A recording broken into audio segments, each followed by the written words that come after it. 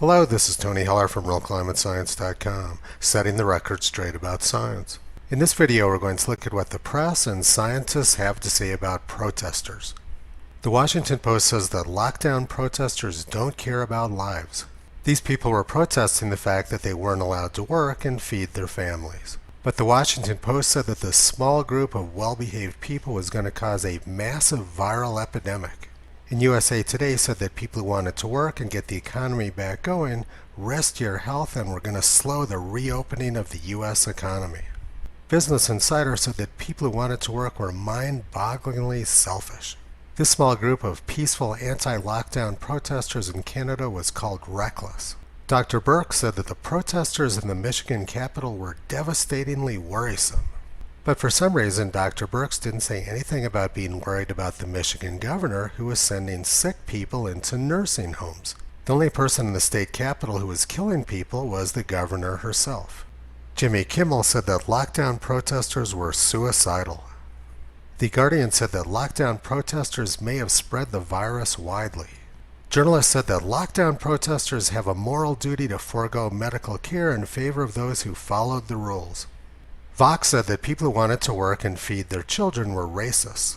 Their argument was that black people had suffered COVID deaths at a higher rate than white people. Thus, white people who wanted to work were risking the lives of black people. But all of a sudden, a few days ago, everything changed. A government employee in the most left-wing city and most left-wing state in the country killed a black man. The two men worked together for 17 years, and there's never been any motive established for the killing, but the press immediately determined that this was due to white racism and white supremacy. And all of a sudden, mass protests were a good thing, not a bad thing. Apparently, viruses know to stay away from social justice protests.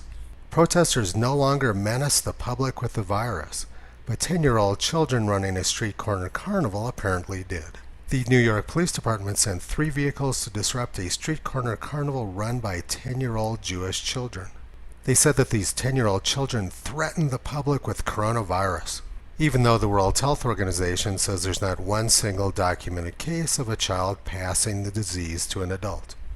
And the same medical professionals on Twitter who demanded the lockdowns and demanded the end to the anti-lockdown protests suddenly changed their view. This online petition was signed by many bigwigs in the Twitter medical community. Now they said that mass protests were a good thing because they were going to end white supremacy. I'm 63 years old and I've lived in many parts of the country, and I've never met a white supremacist. I'm sure there's some white supremacists out there somewhere, but it's unlikely that very many of them are in positions of power. But during my life, I have met tens of thousands of delusional leftists. There's not one shred of evidence to support the idea that this killing had anything to do with white supremacy. The problem with our Democrat-run inner cities is not white supremacists. It's incompetent policies from Democratic politicians and thinkers. 50 years of failed progressive thinking and policy has done huge amounts of damage to our inner cities. Democratic policies have been based around the idea of keeping blacks dependent on Democratic politicians. A more appropriate motto for Democratic politicians than Black Lives Matter would be Black Votes Matter. These protests have destroyed the lives and businesses of countless black people, yet these leftists continue to support them. I'm not surprised a bit that people like Rachel, who promoted the lockdowns and attacked anti-lockdown protesters, are also flaming leftists. But what's interesting about their stance is that it's now clear that these health professionals do not believe these large gatherings of people are a significant risk to public safety. If they did believe it, they would not be supporting these mass protests and riots. Their anti-lockdown protester stance was based on politics, not public health. Overnight, they changed their stance to say, "We support protests as vital to the national public health." Protests which support their political bias are a good thing and vital to the national health, but protests against their political position are a threat to public safety. Their position is all about politics, not public health. But they are correct about one thing. Other than the violence of the protests themselves, the protests are not a huge threat to public health. This article appeared in the Wall Street Journal yesterday. It said, "Here's the good news. If you're an average American living outside New York City, the epidemic was a period with barely noticeable increased risk. your chance of being an extra fatality was about 1 in 5,000, somewhat higher than your chance of dying in an auto accident in a year. And if you're under 50 with no serious health conditions, your risk was in the ballpark of 1 in 50,000, similar to your risk of dying in a fire.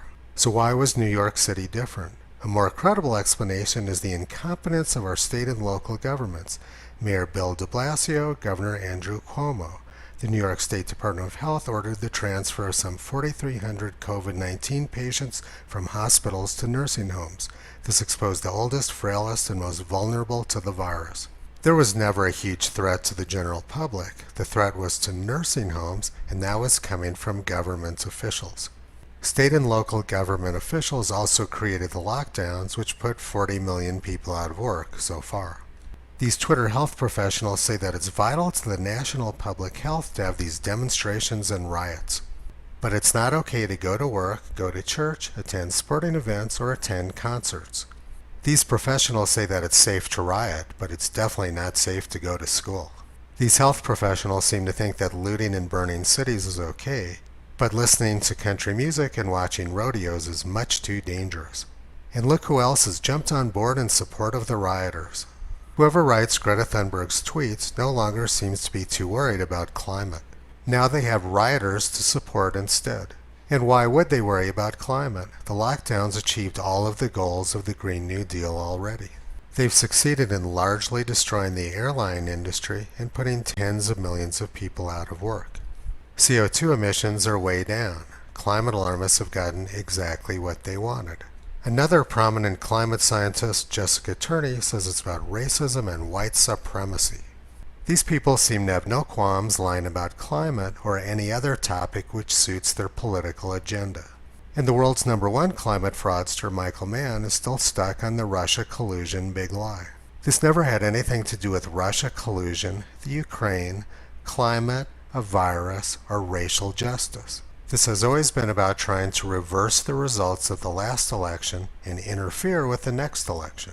It's about unscrupulous people trying to seize power away from the public. This is exactly what President Eisenhower warned about in his farewell address in 1961. In the councils of government, we must guard against the acquisition of unwarranted influence, whether sought or unsought, by the military-industrial complex. The potential for the disastrous rise of misplaced power exists and will persist. We must never let the weight of this combination endanger our liberties or democratic processes. We should take nothing for granted. Only an alert and knowledgeable citizenry can compel the proper meshing of the huge industrial and military machinery of defense with our peaceful methods and goals, so that security and liberty may prosper together.